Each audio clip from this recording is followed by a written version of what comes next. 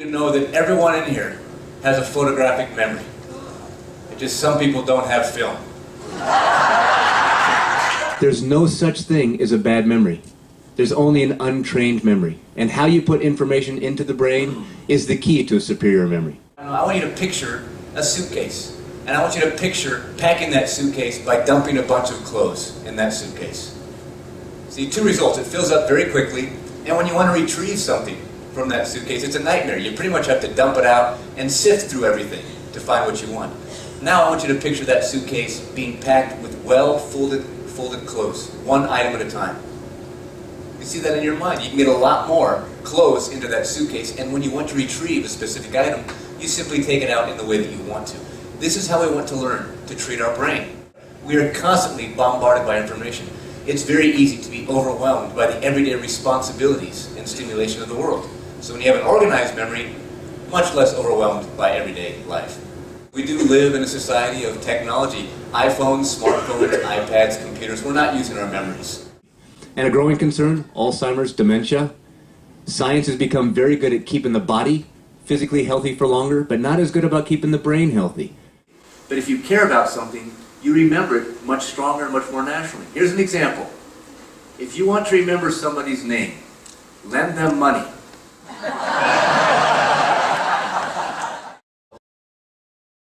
I've created an acronym that encompasses all the characteristics that we need to utilize to greatly improve our memory. And that acronym is ALIVE.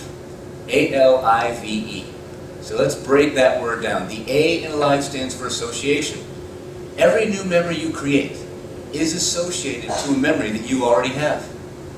Let's think about that for a moment. If I look at a picture on a canvas and it's a bunch of random paint strokes of different colors, that looks like hogwash to me. It's a jumbled mess. So what's my brain naturally do? It looks for something familiar to me that I already know in that jumbled picture. Maybe the brush strokes form the shape of a bear, or the colors of that painting remind me of a specific flower. The brain naturally looks for associations, but it does it unconsciously. If we consciously associate things together, we can greatly improve our memory. The L in ALIVE is location. Our brain is a universe of information, trillions of pieces of information in our brain. If we had to search our brain every time we wanted to retrieve something, we couldn't find anything. We'd never recall anything. So our brain naturally makes departments and compartments, locations in the brain that we go to extract our information. If I ask you, what's your favorite movie? You don't think about what you had for dinner last night.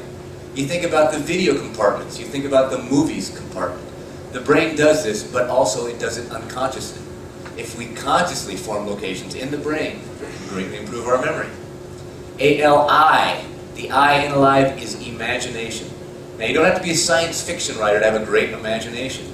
All we're going to do is use our imagination to think of something we already know, that we already have in our memory, to remind us of something new information.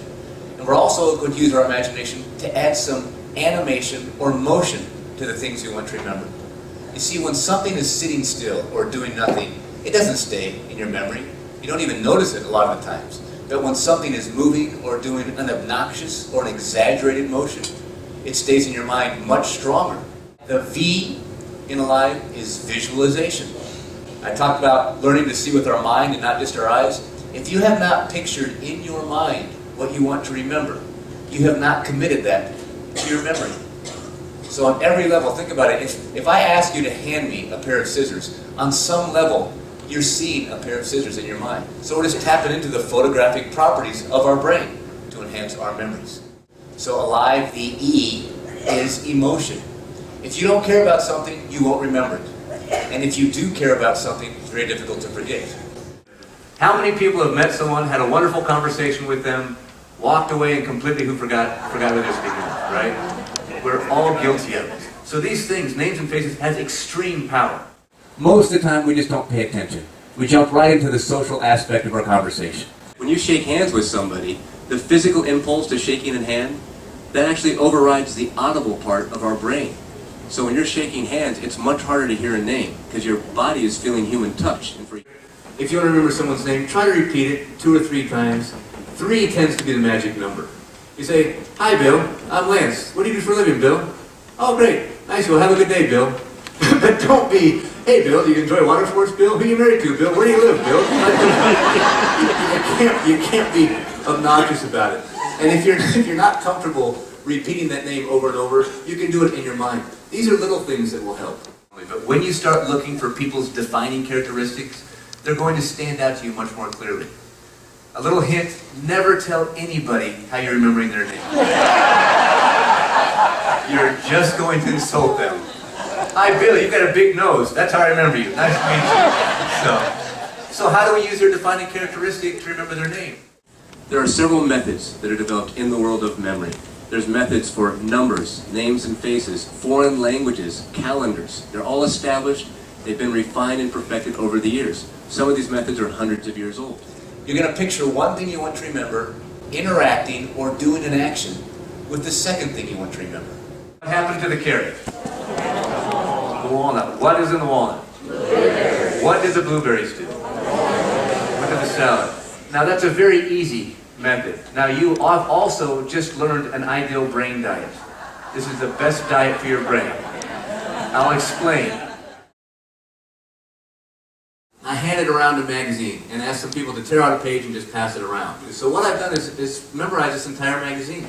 This was out May 2nd, so it's a very recent magazine. If you want to call out a page number, I'm just going to tell you what's on that page. Whoa! Okay, we'll go 64.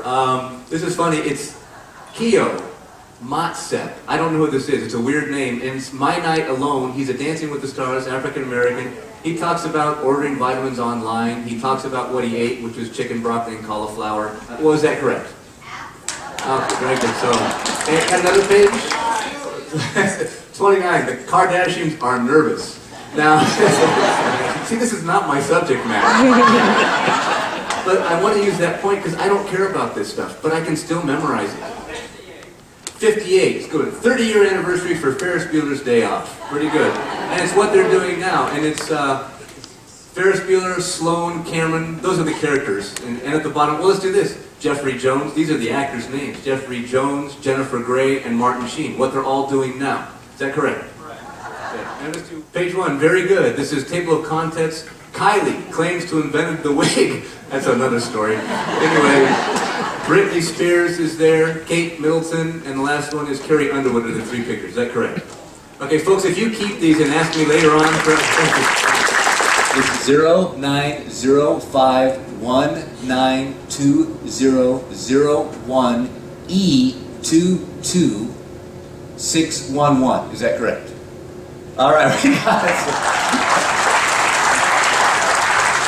This is a great question. How long do those memories stay?